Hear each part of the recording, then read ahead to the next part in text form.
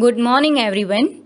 I welcome you all in the first online refresher course in the chemistry hosted by Department of Chemistry, Gujarat University, Ahmedabad. On behalf of Dr. Jagdish Joshi, Professor Director, UGC HRDC, and Dr. Dilip Wasawa, Assistant Professor, Refresher Course Coordinator, Department of Chemistry, Gujarat University. Hello, good morning everyone. I am Rushri Gandhi from Department of Chemistry, Gujarat University. The next session is of Professor Ramesh Gardas, the Professor Department of Chemistry, IIT Madras, India. He has 20 years of rich experience in academic and research. His research interest includes ionic liquid, chemical thermodynamics, phase equilibria, group contribution method, structural property correlation. He has delivered more than 100 invited talks in a various national and international level of different topics. He has 2 patents granted and 2 under examination. He has attended more than 100 conferences and presented papers in a national and international level. Completed 8 research projects and a 3 are ongoing. He has broad research experience as a guide and a co-guide. Additionally, 11 PhD scholars has been awarded and 10 are ongoing. Completely 16 MSc projects and 1 is ongoing. 8 postdocs fellow has been awarded under his guidance and 3 are ongoing. 4 projects associate has successfully completed their tenure and 1 is ongoing. Dr. Gardas is a review of more than 50 scientific journals for various publishers. BOS members since 2018 for various colleges and universities. In these achievements, Dr. Gardas has been awarded as a Sri J.C. Bose Patent Award from IIT Madras in recognition of Indian patent in 2015. Moreover, Publon's Peer Review awarded 2018 and 2019. Institute Research and Development Award 2015 from IIT Madras. Dr. Arvind Kumar Memorial Award 2016 from Indian Council of Chemists. Best Young Researcher Award in 2018. Professor Ujjwal Young Scientist Award in 2013 from the Indian Thermodynamics Society. In addition to this, Dr. Gardas is Associate Editor and Editorial Board Member since 2016 in international publications. Thank you very much. I would like to thank organizers, Dr. Wasawa and entire UGC HRD Center team at Gujarat University, Ahmedabad for this online refresher course in chemistry. And today's my talk will be on environmentally benign solvents for sustainable developments in chemical and technological applications. And I will be talking about few challenges and few opportunities in this field. If you see carefully, I put 3-4 keywords. One is benign solvents and sustainable development and applications, and we will see there what kind of challenges and opportunities are there. And you see in the middle of the logo, I put one colorful logo. I hope many of you might be aware what is this logo. Otherwise, we will be talking on this in the forthcoming slides. And as you know, I'm from IIT Madras Chemistry Department, and my email is written here. Please note down gardas@iitm.ac.in. I would be happy to answer whatever the questions, queries, or suggestions you have. Please do drop me an email. So let's see, go forward. So first of all, let's take the blessings of the goddess of knowledge and the goddess of wealth. For any great ideas to put in forward, to convert ideas into the reality, we need the possible knowledge as well as fundings. And these two are very, very crucial to convert any ideas into the realities. And as I told you in the earlier few seconds ago. The logo you see here, it's a 17 colors are there, and each one has separate meaning for the sustainable goals. And I will tell you in the later on what are that UN sustainable goals. If somebody asks what is sustainability development, or what is sustainability or sustainable development, very simple words it was discussed in UN World Commission in 1987. I could read here, quote, to meet the needs of the present generation without compromising the ability of future generation to meet their own needs. So quite simple and straightforward. You try to get whatever you want, no problem, but don't damage such a way that in future generation they can't get it. That's about the sustainability.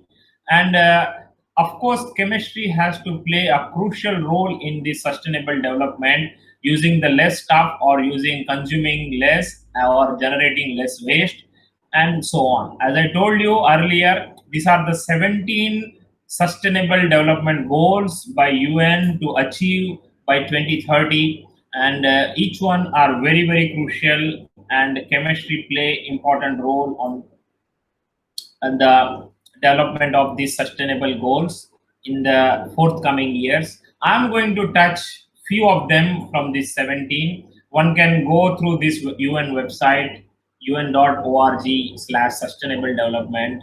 It has a lot of information on each of these goals, and my talk will be restricted to the solvents and alternative solvents, or environmentally benign solvents, and let's go ahead.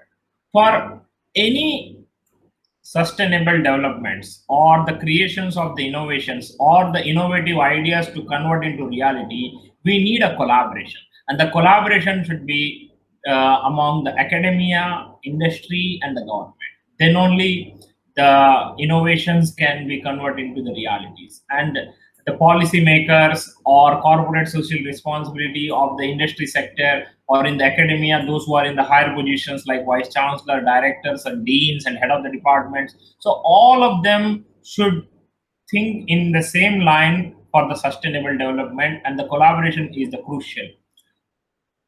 And if you protect nature, then only nature will protect you. We have seen the pandemic situation now, how difficult we are facing, and all eyes are towards scientists, when the vaccine will come and all these things. So we have to be careful in the future, and the forthcoming research developments, it has to be sustainable.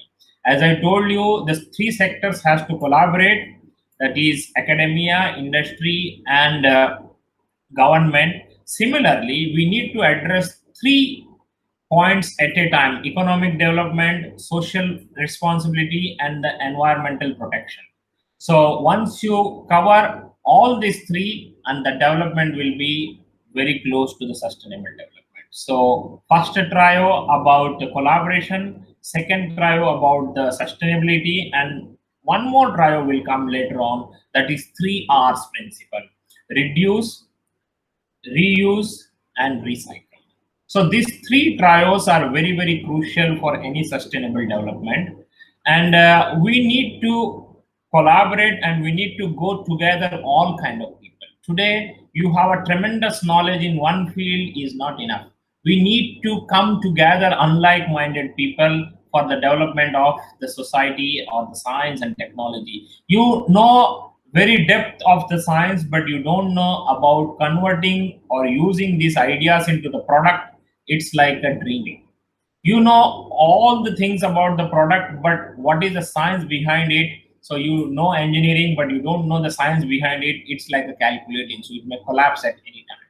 So both science and engineering should go hands in hand, and not only science and engineering, we do need humanities, social science, policymakers, arts, musicians. We need all people to come together to think for the nature and for the development, and then only the sustainability comes. If you see the petrochemical solvent waste market, it's more than 3,400 crore kilogram per year. And every year, it's a 4% compound annual growth rates we are seeing. And the volume has gone more than 37,500 kilotons per year. And the revenues, if you see the amount spent in this solvent market, more than $50 billion. And all this because of automatic and the automotive and the construction industry's demand for these petrochemical solvents. Most of these petrochemical solvents are propylene, ethylene, alcohols or methanol, xylene, benzene, toluene, and butadiene, and so on. But due to the stringent environmental regulations, these people are now, companies or the industry and the academia tried looking for the, what you call, the replacement of this volatile organic compounds. They are going more close to bioalcohols, biodiols, or bioglycols, or similarly like that. And one of the recent good solvent in the market about last few years or so, not more than 2 years or just 1 or 2 years, the cellulose based this serine. Serine is a brand name or a trade name. It's from derived from the cellulose.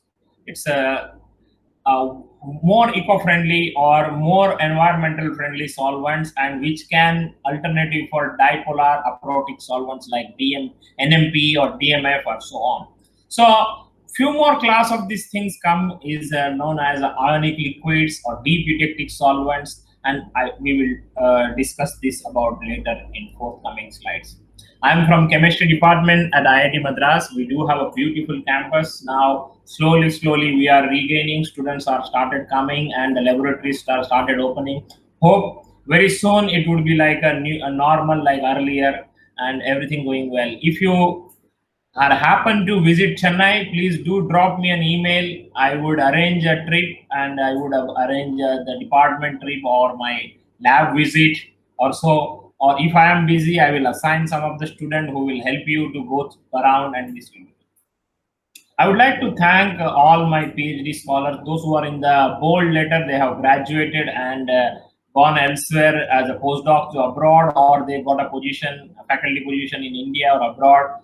And I would like to thank my collaborators within my department, within my institute, and within the country and abroad. And also, I would like to thank all funding agency and my institute for kind support. And last but not the least, UGC HRD, this center of this Gujarat University, and organizers of this refresher course for providing me this opportunity. So next 30 to 40 minutes or so, we would be talking more on why we need to look for alternative to volatile organic compounds, and what are these green solvent means or environmental benign solvents means, and what is the ionic liquids is about, and what we are focusing in the last 10 years and recent advantage and our interest, what we are working on. So I'm sure those who have not heard about ionic liquid will definitely come to know more details about today, and those who have already heard, they will find some more interest for varied applications for research purpose as well as for the teaching purpose in the forthcoming course as elective courses. So that's the future. It's going to be a future of solvents as a large section of this one. Today, we are going to touch upon 12 principles of green chemistry. If not all 12, I will be focusing more on the fifth one, that is the safer solvents and auxiliaries. And I do touch the principle number 1, that is prevention, 3, less hazardous chemical synthesis, 4, designing safer chemicals, and the 7th one, use of renewable feedstock. However, we are talking more about the 5th principle of the green chemistry, that is about safer solvents and auxiliaries. We do touch some principles of green engineering, but not all 12. The principle 2, prevention instead of treatment, and 4, maximize efficiency, 5, output pulled versus input pushed, and 12, renewable rather than depleting. So we are going to touch UN Sustainable Development Goals. We are going to touch 12 green chemistry principles and 12 green engineering principles. If you see any industry or academia, the solvent phase or the bulk phase is dominated by over the solid state or the gas phase research. So the bulk phase research are more dominated compared to solid state or the gas phase. The reasons are quite simple, that handling is easy, transporting, stirring, and it has a more advantages, and the reaction, or especially when you want to make a solutions or the dissolution, these are the key things. And due to that reason, it is representing the large portion of volatile organic compound released into the atmosphere, and due to their high vapor pressure and the low water solubility, they are the responsible for the so many problems. For example, air pollution, ozone depletion, global warming, climate change, and human health related problems. So, what to do? We should avoid these volatile organic compounds as much as possible, or you should minimize them, or you should use less toxic one, or you should use renewable solvent, not from the petrochemical based one. And make sure the solvent what you use has a low vapor pressure, so it won't evaporate, and high boiling point or high solvating capacity in the water.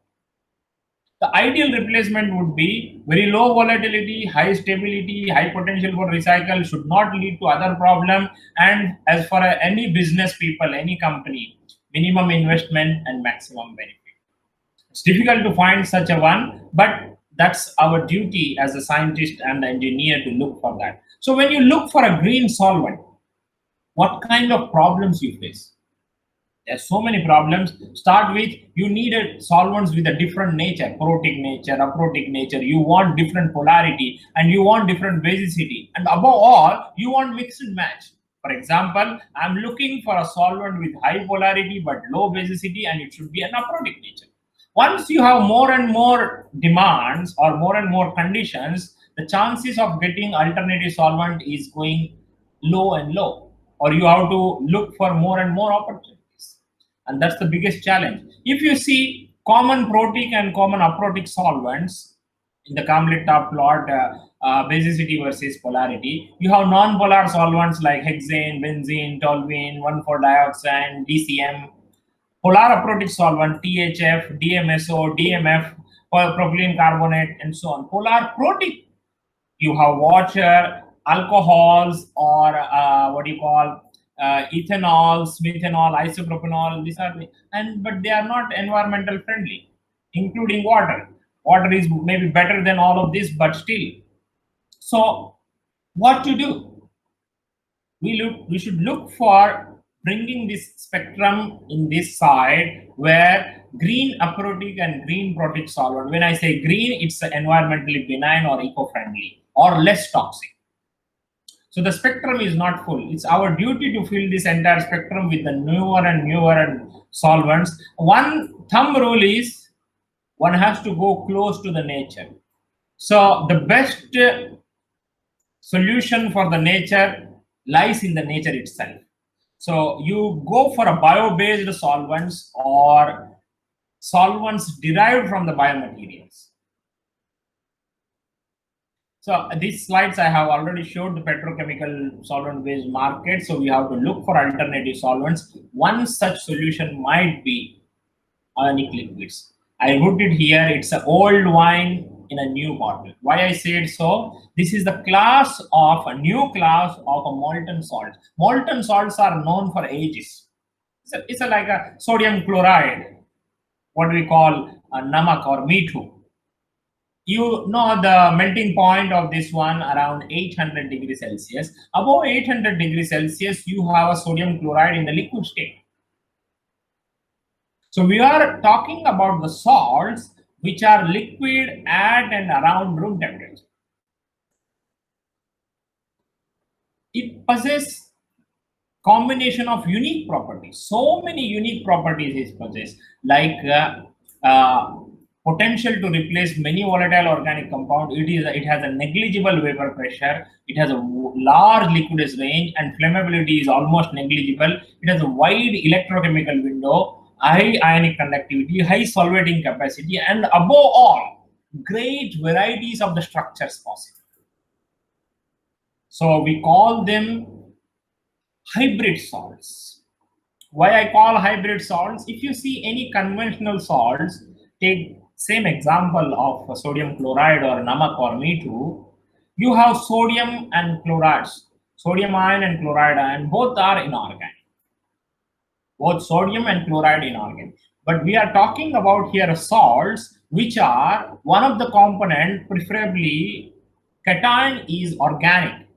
Mostly it is a heterocyclic compound.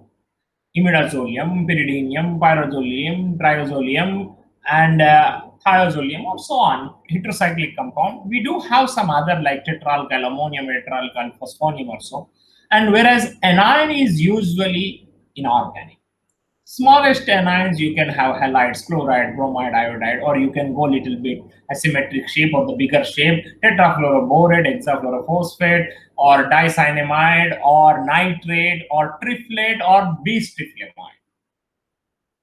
So the anions are usually inorganic and cations are usually organic, and that's why we call it hybrid salts. So earlier I told old wine in a new bottle, and now I'm talking these are the hybrid salts. And I also told these are liquid around room temperature.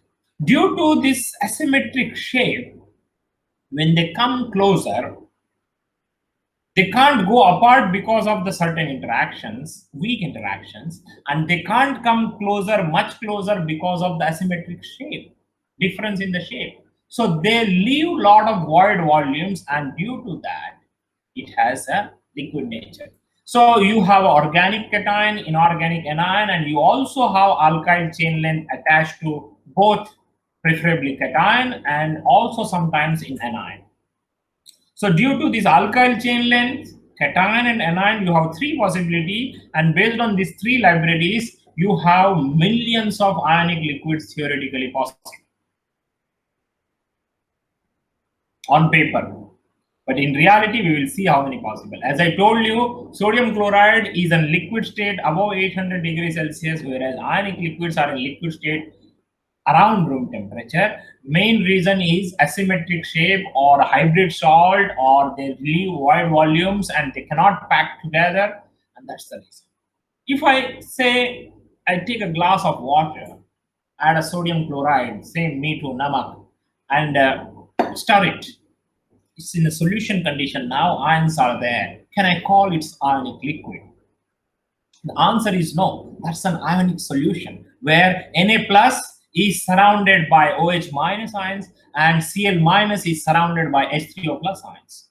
Whereas in ionic liquid, negative ions or cations are surrounded by the anions of the ionic liquid, anions are surrounded by the cations of the ionic liquid. So ions are surrounded by their own ions, and that's the beauty, and that's the reason they do possess unique properties, and that's the ionic liquid.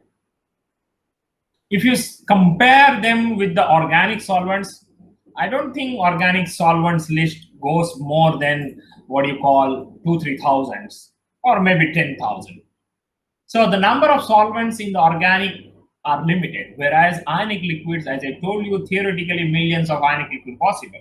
In reality also, people have done up to 10,000 varieties of the ionic liquids, but on paper, theoretically, you can have millions.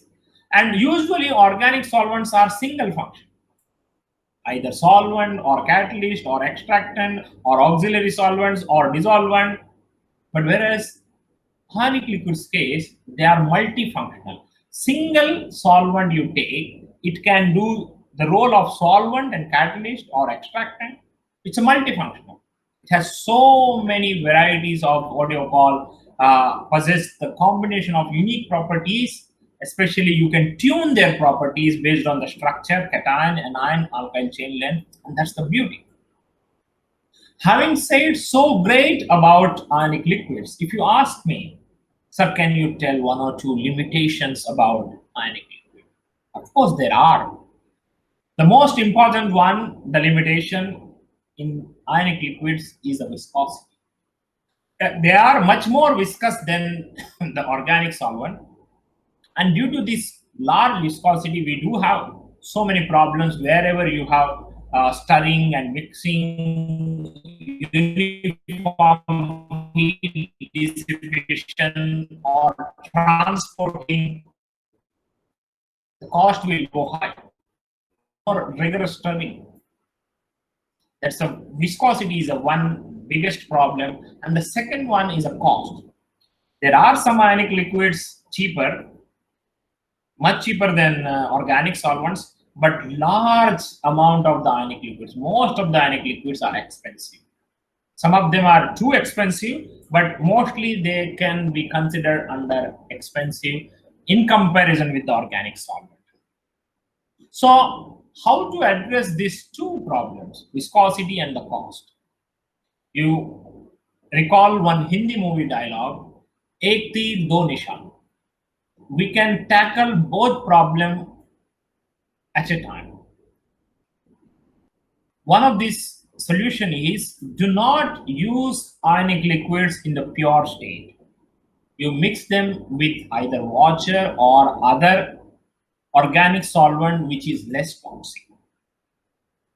In this way, viscosity will drop down drastically. Of course, still it will be higher than the organic solvent, but compared to pure organic solvent, viscosity will go down much low, and cost also will go down substantially. You may ask, sir, again you are using organic solvent, then what is the use of using the ionic liquids? Yes, I understand, but the answer is, if you see, for the same process or for the same amount of yield, the amount required for the organic solvent reduced substantially by adding small amount of ionic. So now ionic liquid can play a role as an additive or extractant, or you are adding in a small quantity. Of course, this is one kind of example tackling. There are other ways are there. You don't worry about the cost, but you recycle them n number of times. Reuse, reuse, reuse, reuse, and recycle. And the amount of energy you spend in this circular economy such a way that this cost will be much less than your product. This is another way. The third way is you run your entire process at high temperature, so viscosity will not affect. Of course, one has to calculate the energy balance and the cost and all other things. But as a scientist, we give varieties of the options and the solutions. It's up to the engineers or industrialists to look for the viable solution. Of course, we can't wash our hands. We need to understand their problems also. Then only sustainable development comes. So this field started about 2 or 3 decades ago, but become more popular last 1 or 2 decades. It started initially with as an electrolyte and the solvent and extract and the catalyst, lubricant, acid scavenger, and so on. But now it touched so many fields, mainly because they possess a combination of properties. A movie will be hit if heroes acting is good, but if the same heroes, the dialogue delivery is good, people would like, more audience will come. But the same hero deliver dialogues well, act well, and fights well. So Sone Pe Suhaga. On top of that, he can do comedy and he can sing well. That's it. What else you need? It's all-rounder. It's like all-rounder. In a cricket, you can play good shots, you can do keeping, or you can do bowling as per requirement, and you do field well.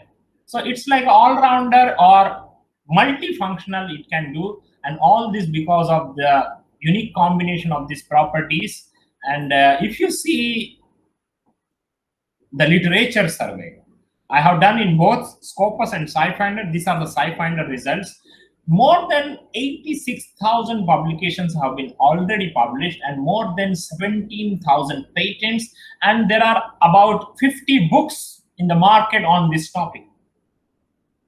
What a beauty, or what a progress for a field which is only 2 decades old. The patents number and the number of books grown so much. And if you see from the Scopus, the numbers are slightly low here compared to the SciFinder, because they may not include more conference articles or patents or the books or book chapters or whatever the other reasons. But more or less the numbers are matching, not too different. You see, these are about 15 days old data, but now it's maybe a few thousand more. So 71,000 papers are there in the open literature when you search ionic liquid or ionic liquids as your title, abstract, and keyword. And every year you see 5,000 to 6,000 papers are coming up. This year already crossed 4,000, still 4 months are there. Even though it's pandemic situation, labs are closed, the papers are coming. In fact, the number of publications are more in last 3 months. Probably the earlier work done, people didn't get time to write. Now they have nothing to do with the new work, nothing to do. So they do get some time and they are finishing long pending works and all. That could be the reason that now number of publications are still boosting. We may see the impact of this pandemic probably early next year, because one has to do more experiments, so experimental work has to come up. I feel lucky to be working with Professor João Coutinho from University of Aveiro, Portugal, and Professor Chris Hardaker. I worked with him when he was at Queen's University Belfast. Now he is in the Manchester, UK. So they are in the top 10 people in this field. I had opportunity to work with both of them as a postdoctoral supervisor. If you see the country-wise, of course, China is dominated. More than 30% of the papers are from Chinese, and then US and Japan and India are very close. I'm sure in the next few months, India will overtake the Japan in this ionic liquid field of publication, because I see more than 150 affiliation from India, be it organic chemistry or inorganic or industrial or pharmaceutical or biochemist, physical chemist, chemical engineer, metallurgy, so many field people in India working on this field. And we have already crossed more than 5,000 papers. Very soon we will be at the third stage in this field. It's the time that we can have a community or the society or people working on ionic liquid. I'm working in that direction. Hopefully that will materialize in few months or a year or so. It's not only the chemistry. The field has touched lot of interest in industry and academia, those who are interested in various subjects like chemical engineering, material science, physics, various engineerings, biochemistry, or energy sector, or environmental science, or pharmacy, or medicinal chemistry, or toxicology. How come a single field can touch this many? How come a single field can touch up or keep interest in this many fields? The answer lies what I told you in the earlier, that whether it is industry or academia, the bulk phase science or bulk phase chemistry is dominated by solid state or gas. Since they are in solvent involved in many processes, and that's the reason people are looking for replacing this one. It's not only on the paper publication it is good. In reality, in the industrial level also, it has gone from the laboratory scale to the R&D scale to the pilot scale to the commercialized scale. This is the slide from the Iolytech German-based company. You can see how many technologies has been gone up to the commercial scale. Another from the BASF German-based company. And this is a list of companies where ionic liquid has been used in various scale, from pilot scale to the commercial scale to the various applications in the solvent, as an extractant, as auxiliary, as a catalyst, as a performing agent, and so on. And what is our interest? As I showed you, more than 80,000 papers are there, more than 17,000 patents are there, more than 50 books are there. But if you see carefully, most of the work devoted in the application base, they were replacing with the earlier solvent. If it is working, one more paper. If it is not working, one paper. But the systematic understanding, their structure property relations are still need to improve. In spite of this 2-decade research, this area is still given less importance. So what we were working at IIT Madras, how systematic approach can be done, understanding their structure property relations through understanding of their physical chemistry and more closely by thermodynamic properties. So accurate knowledge of these thermodynamic properties plays a key role in a cost-effective design and operation of various kind of chemical and biochemical plants. Of course, The requirement of the accuracy depends on where you are going to use. And we need to fill the gap between the industrial requirement and the academic research. We need to build the trust between academic researchers and the industry one. So if you see the synthesis of ionic liquid, we are not organic synthetic chemist, or we never do hi-fi synthesis of 10 step, 15 step, or 20 step. Our synthesis are very easy, either 1 or 2 or maximum 3 steps. We work mostly on acid-base neutralization or metathesis or ion exchange, or something similar which can be done in 1 or 2 steps. And there are so many companies who are selling ionic liquids, whether it is BASF, Cytec, Iolitech, Merck, Fluka, Sigma Aldrich, Tokyo Chemical Industry, Solvanic, or so on. Even in India, you can purchase ionic liquids, but we never purchase for 2 reasons. We want to synthesize new and novel compounds, which are in these people will sell only the most common one or most popular one.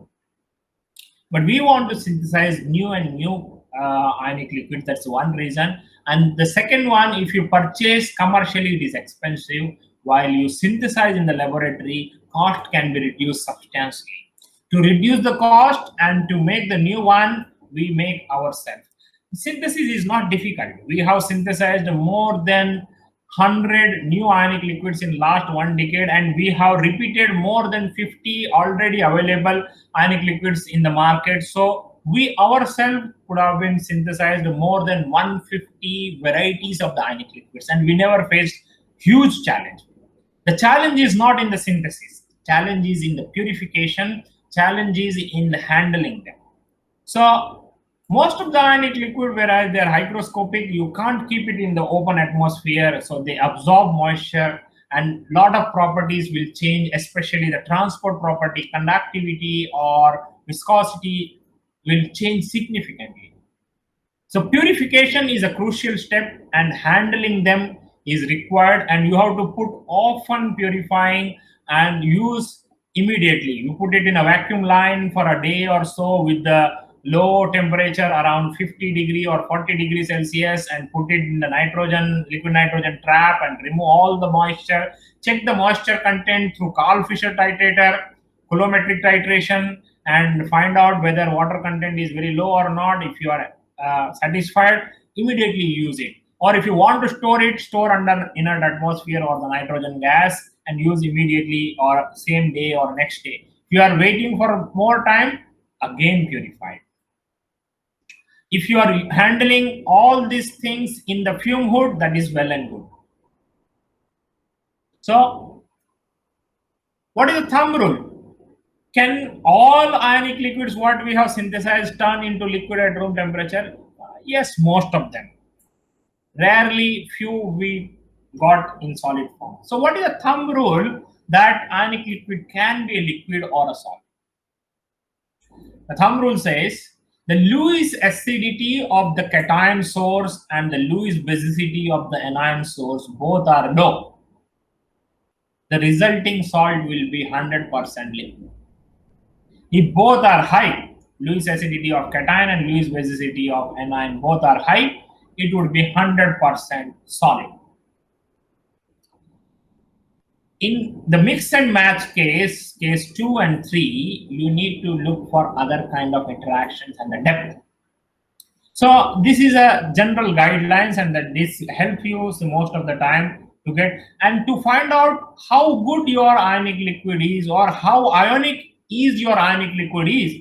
You need to take help of the Walton plot. This is a molar conductivity versus fluidity that will come in one of the forthcoming slide. I will show you. These are the few samples. Some of them are after purification, some of them are before purification, and we do synthesize as small as 2-3 grams or as big as 20 grams. After synthesizing, purifying, and characterizing, the characterization we usually do through NMR or IR. Rarely we do with what you call HRMS, and HRMS also we do, but GC and HPLC is rare. But If it is really required on any reviewer asked to provide, then we do. But mostly we confirm that the starting compounds are not there in the product through NMR or through IR, and we also check the mass, and then it's matching, and then we will check their thermal profile, TGA and DSC, which is quite different than original compounds, or what you call starting materials, and you don't have several phases, so it's not a mixture, it's a pure compound. So DSC will help you and TGA will help you to understand all these things. So after synthesis, purification, and characterization, we study their thorough thermophysical profile, like acoustic properties, volumetric properties, transport properties, thermal properties, refractive properties, and derived properties. As a function of temperature and pressure, all this property we study. We study their properties in the pure state. We also study their properties in the solutions, aqueous solutions, or in other common protic and aprotic organic solvents, usually DMF, DMSO, and alcohols, or dodecane. So industrially important solvents also we study in the mixing ionic liquids. And all this data is essential when this ionic liquid goes in the process and product design for a separation, heat transfer, mass transfer of fluid flow, also to develop the predictive models. As I told you, the number of ionic liquids, theoretically millions, are possible. We don't have that much time to synthesize all, or we don't have that much manpower, or we don't have that much money to fund or to give a fellowship to the scholars or the project assistant. Moreover, all synthetic procedures or the purifying the ionic liquid procedure is not all are green. It is ending up again you are using sometimes petrochemical based solvents. So one has to look entire toxicity profile. It is not easy to stamp that all ionic liquids are green, or we should not stamp that all ionic liquids are not green. See, the field has grown such a way, it's a very large amount of compounds are there. You can't generalize any statement. Neither all are green nor all are toxic. So you have to judiciously talk, select, and see their entire toxicological profile before giving any name. But thumb rule is you go more close and close to the nature or bio-derived cation or bio-derived anions or amino acids or cellulose derived one, at least one of the ion, and then the volatility is very low, solubility is very high, likely to be more environmental friendly. Of course, you need to study their toxicity profile before claiming they are green. These are the few instruments used in our study. Some of them are in our laboratory, some of them are in our collaborators' laboratory, and few are in the department, and few are in the institute instrumentation facility center. If you see carefully, below every instrument name, I put the accuracy or reproducibility, because for any data or for any scientist, when you quantify the things, you need to tell the conditions and the accuracy. If I say my reaction yielding is 100%, it has no meaning, or 98% yield I got, it has no meaning. You have to tell plus or minus how much percentage of error, at what condition you have done these experiments. Usually temperature, pressure, and these are the conditions we need to mention, and we need to mention the reproducibility of the accuracy. In science, we are seeking truth. There is nothing right or wrong. We have to unreveal the truth or the reasons behind. So no data is wrong or right.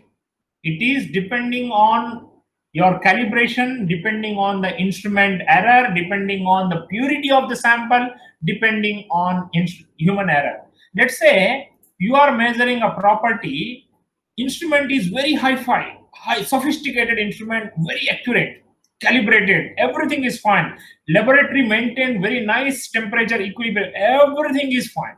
But your compound itself is not pure. how you will get accurate data? So the purity of the compound is a crucial one, apart from the calibration of the equipment, and the equilibrium conditions surrounding atmospheric condition, laboratory conditions are very, very crucial. Apart from that, you still have to mention the conditions and the accuracy. Then only there is a meaning for the data. Any data, whether it is a physical chemistry, analytical chemistry, organic chemistry, or any science. I'm happy to tell that in the last decade, from our laboratory, more than 7,500 thermophysical property data of more than 100 ionic liquids in pure state and their mixtures with various compounds have been accepted by IUPAC Ionic Liquid Database Project by the NIST, USA, and they are available online free of charge. This is one of the website, IL Thermo website. When somebody wants to use ionic liquid in the first time, it doesn't matter whether it is organic or inorganic, industrial, anything. It will give you the comprehensive list. Of course, they are updating very late nowadays. The last update was about 1 year ago, I believe, but when they update thoroughly. So if you write to them, they will update in a month or within 2-3 weeks. So you can get the list of all ionic liquids are there. At least you will have idea this kind of ionic liquids are feasible, this kind of ionic liquid possess these properties, and this kind of papers have been published. So once you are looking for any ionic liquid for a targeted application, let's say you are looking for a specific polarity with a specific viscosity and with a specific heat capacity, you can find in this database. So we do develop, we have studied, generated so much data and used this data to generate or to bring models and group contribution method to develop correlations, structure property correlations. This will be essential to find out the reasonably good prediction of unsynthesized or the newer chemicals or the newer ionic liquids. I was talking about this Walden plot couple of slides earlier ago, that this is the plot molar conductivity versus fluidity. Fluidity is the inverse of the viscosity. So this is the ideal 0.1 molar KCl line, aqueous KCl solution line. KCl has taken because people do say the cation and anion size is more or less close to each other. This is the salt can be considered as ideal salt for a conductivity purpose or ionicity purpose. And below is as close as this line, it is a closer ideal line. This is ideal ionic liquid. Above is a super ionic liquid. Below is a subionic liquid. And most of the ionic liquids are very close to the ideal line. Means what it means if it comes on the ideal way. So in a solution, or not in a solution, in an ionic liquid bulk form, each ions are surrounded by one more ion. Let's say cation is surrounded by anion is surrounded by cation, 1:1. You may ask what else other possibility will be there. The computational chemist will understand better way. They can be in a clusters. So uniform clusters will be there if it is close and close to the ideal line. So that's the beauty, understanding through Walden plot. So what we have understood so far, we have synthesized several ionic liquids, protic and aprotic, but synthetic procedure is easy. The difficult part is purifying and handling them. You can make less viscous ionic liquids if you go from aprotic to protic. Most of the protic ionic liquids are less viscous compared to aprotic one. And we have studied a lot of thermophysical property data as a function of temperature for pure ionic liquid as well as their mixtures in water and organic solvents. And we significantly contributed to ionic liquid database. So it's not all our trial and error method. We did all this for specific applications under so many varieties of the specific projects. These are the few projects we have completed in few years, last decade or so. Some of them are still running, but most of them are over.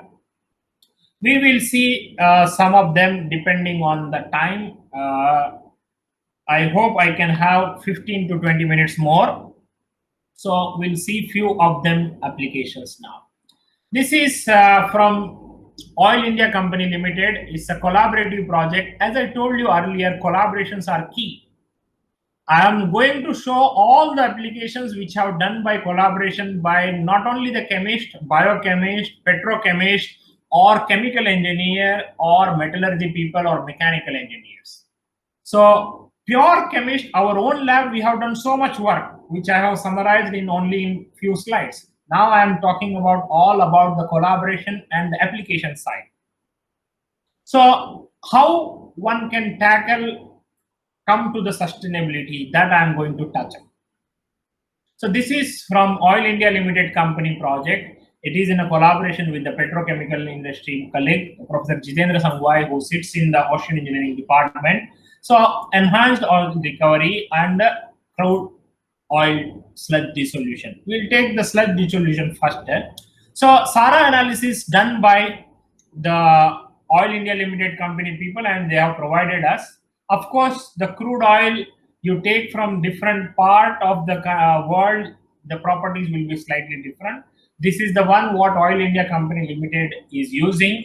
What we have realized, the 7% resin or 7% asphaltene is responsible for holding up lot of amount of aromatics and aliphatics, and it makes sludge undissolvable. Usually it dissolves in the toluene, dodecaine, or surfactant kind of things, or other what do you call confidential materials they sell, but it's mostly surfactants or mixture of surfactants and polymers or the salts or other things, but it won't dissolve. The reason is asphaltene. Asphaltene is holding. So we tried with the mass of tank bottom sludge to a solvent, same solvent, whatever they are using, dodecaine or toluene. Toluene is the best solvent, we all know. 1:100 we took, and whatever it could dissolve with this solvent done, that is not our interest. Then we add 0.1% by mass of ionic liquid. So tank bottom sludge is already dissolved in a solvent up to certain extent. After that, we added ionic liquid. We want to see by adding ionic liquid how much extra is dissolving. So whatever dissolved in a simple solvent, toluene, we took that as a 0. Then we add ionic liquid and stirred at some conditions, mostly at nearby room temperature. We have gone 30, 40, 50 degrees Celsius also. Stirring speeds also we have varied, and we have optimized these experiments. Now, you have two parts still. Bottom part undissolved and top part is dissolved, which is dominated by your solvent. If you see the ratio of ionic liquid to tank bottom sludge to solvent is 0.1 to 1 to 100.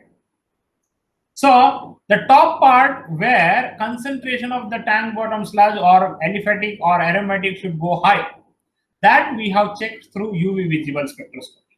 The bottom part where the concentration of aliphatics and aromatics should go down, reduce, that we have confirmed by IR and NMR. And baseline is the solvent one. Only with solvent, that is 0. You see the results. After adding ionic liquid, the solubility enhancement is gone more than 60% in some case. You can see here 1:1 in the middle one with the BMIM PF6. We have checked with the varieties of the ionic liquid, varieties of the condition, stirring, heating, varieties of the solvent. We found toluene is the best solvent and BMIM PF6 is the best one by 1:1, and all these things. We also checked with the IR. You can see the bending frequency and the stretching frequency around 1450 and 2950. The green one, the black one is only crude oil. That is a tank bottom sludge. The red one is after adding the solvent, that is a toluene or anything.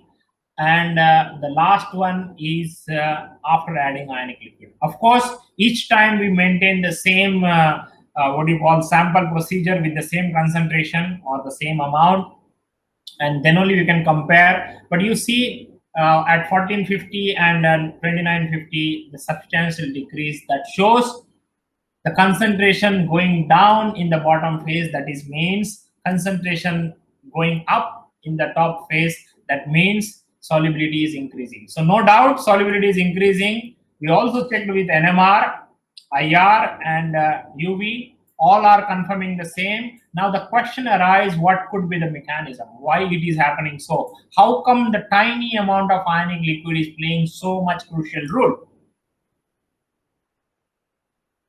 So we proposed that the lone pair at what you call this nitrogen or oxygen or sulfur of resins or asphaltene, this is a model structure. Okay, it is a continuous structure. This we took one model structure there, will be attacked by either cation or anion. We are not sure, but we believe it would be the anion part will be more crucial. So, but just for safe side, we put IL, and by attack of ionic liquid on these lone pairs of the resins, they made them to release aromatic and saturation. They cannot hold further. I give typical example like three students sitting on a bench, and the middle guy is asphaltene, the left is saturates aliphatics, and the right is aromatic, and he is holding this. To remove this both, one go and little bit pinching. So he just shakes his hand, so other two guys can pull the remaining two people.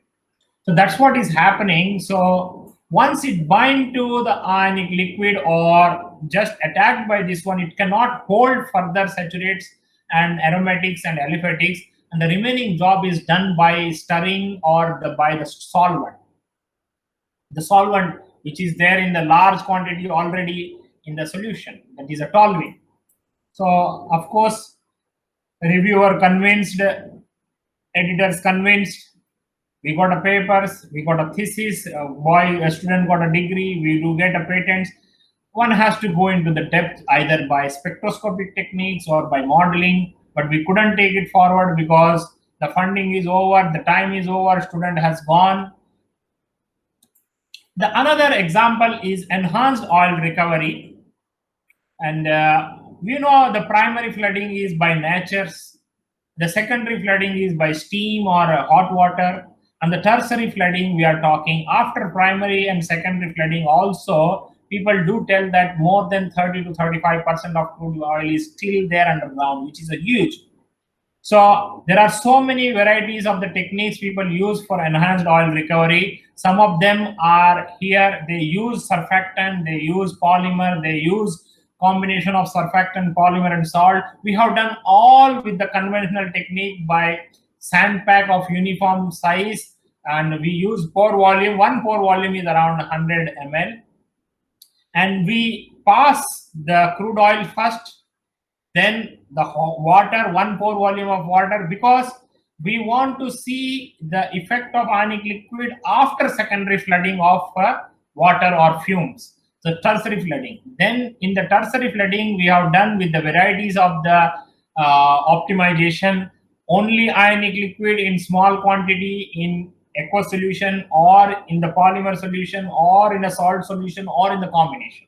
We have done all, and we have optimized without ionic liquid, and we also optimized with ionic liquid. So what we have found, the without ionic liquid, the highest recovery was 52%, while with ionic liquid, it raised up to 72%. So 20% enhancement has been found out with the small amount of addition of ionic liquid, and that's the beauty. 20% is a huge. And how come this tiny amount of ionic liquid is playing a role?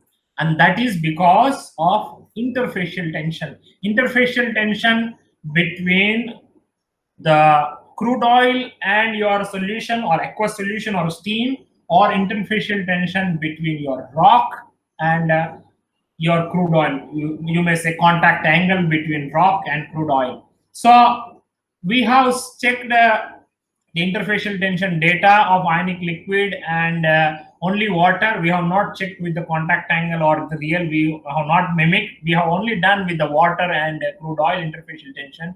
We saw that by addition of ionic liquid and a small amount of surfactant or all these things, the crude oil and water surface and interfacial tension can be decreased up to 56%. That's a huge, and that's the point. So similarly, we have few more applications in the metal ion extraction, and there also we have seen what we call so much changes and all these things, and we have seen in varieties of the applications. And to summarize all of them, that ionic liquid you need not to use in pure form. You can use it in a industrial scale in a tiny amount. Uh, and instead of using them in a full, you can use them as a tiny amount as an additive or as an extractant, and this way you can focus on more and more properties and more extraction. That's how we have showed in crude oil stage. That's how we showed in you extraction stage or even metal ion extraction. Forthcoming, my slides were there on carbon dioxide dissolution or enhanced oil recovery or vapor absorption refrigeration systems or what do you call the electrolytes for the supercapacitors and batteries or ion sensing or so on. And I'm unable to see, I think, some problem in now my computer, but anyway, nevertheless, we came to the end.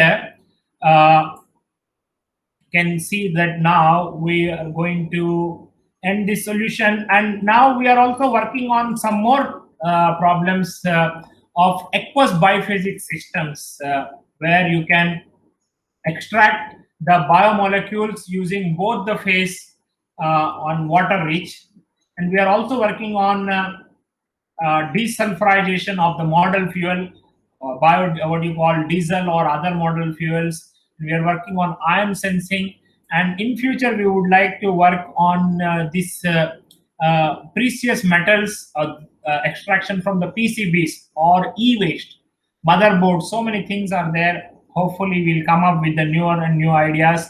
We have worked on polarities of the ionic liquids and so on. And let me go to the end of my slides, and then I will summarize that. I'm unable to see now my slide. I don't know what happened with the computer now. But anyway, so to summarize this, there are millions of ionic liquids are feasible theoretically. Look for using them in a smaller quantity or look for alternative solvent and find out, instead of replacing solvents completely, can you use them as an additive or a smaller quantity, or look for low viscous ionic liquid or very close to the environmental or nature friendly ionic liquid. Can it be amino acid based or can it be what you call biomolecules derived based, or this kind of ionic liquids you can look. And sustainable developments are essential. As I told you, 17 sustainable developments goal of the United Nations, 12 green chemistry principle, 12 what do you call chemical engineering principles, and so on. Then you look for 3R principle, whatever field you use: reduce, reuse, and recycle. And that's the future. Okay, and that's all about you. Please do write me email, and thank you for your time and thank you for attention. I'm happy to answer the whatever questions you have. Thank you very much. Bye, take care, stay safe, stay healthy. Thank you very much, sir. It was a very nice and informative session for all. Once again, thank you very much.